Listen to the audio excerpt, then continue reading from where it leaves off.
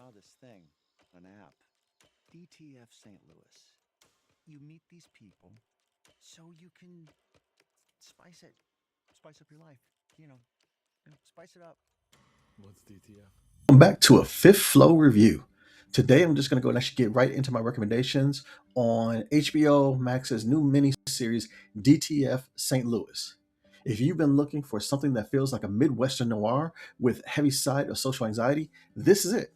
So, for my target audience, if you like dark comedies where the crime is serious but the characters are just beautifully crazy and awkward, this is a 2-episode minimum. Now, for a casual viewer, and you were just tuning in to see if Jason Bateman or David Harbour is worth this review, I'm going to go ahead and actually give it a 1-episode watch for you folks. The cringe factor is high, and you'll know pretty quickly if you're in this show's wavelength. So those are my recommendations. Now, I'm going to go and actually deep dive into what other types of content out there are very similar to this show. What's going on out here in the suburbs?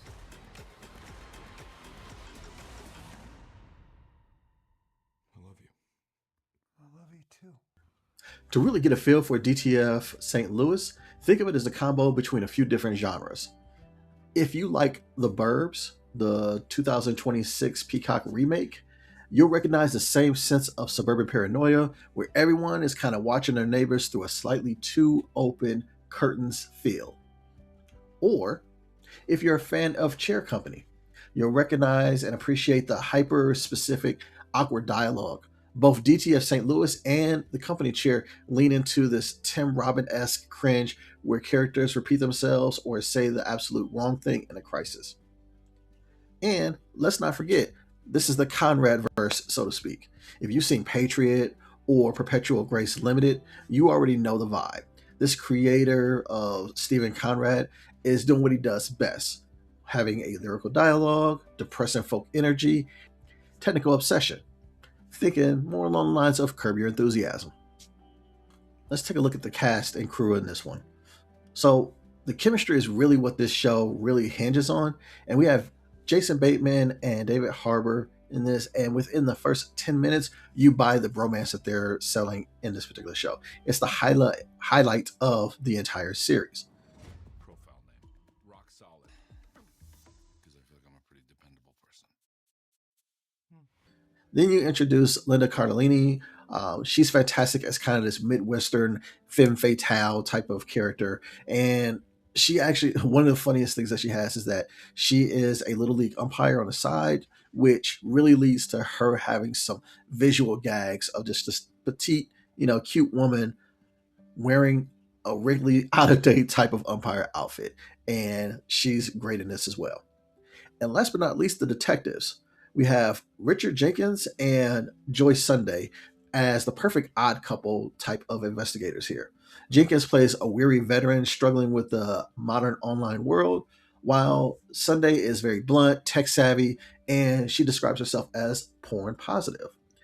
So they add a dynamic that just adds a lot of life to the procedural series and that aspect of the timeline and series overall.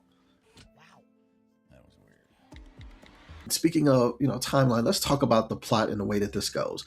The show involves a love triangle between a sign language interpreter, which is David Harbour, his wife, Linda Cardellini, and then local weatherman Jason Bateman. It uses a dual timeline structure, jumping between the developing affair and a subsequent investigation that happens. One thing the show does exceptionally well is linkage.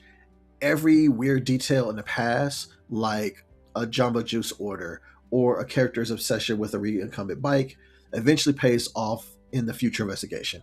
It rewards you for paying attention to details, much like a Coen Brothers movie would. The show kind of has this very washed out, desaturated look. Now, personally, I think this was a missed opportunity.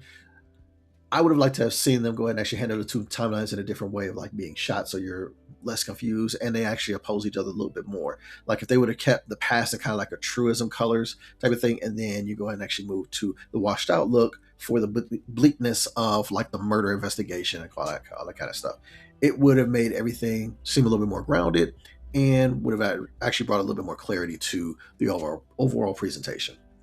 end of episode 1, there's a time jump that completely changes the stakes. And then by the end of episode 2, it really leaves off on a cliffhanger that really begs that if you've gotten to episode 2 and liked it, you almost feel like you have to binge it out. So what's my final verdict? If you like Deadlock for the mystery satire, or like Beef for existential frustration, put this on your to-do list, your watch list, what have you. I think it's going to be right up your alley. But if you hate awkward silences and characters making bad choices, you might want to skip it overall.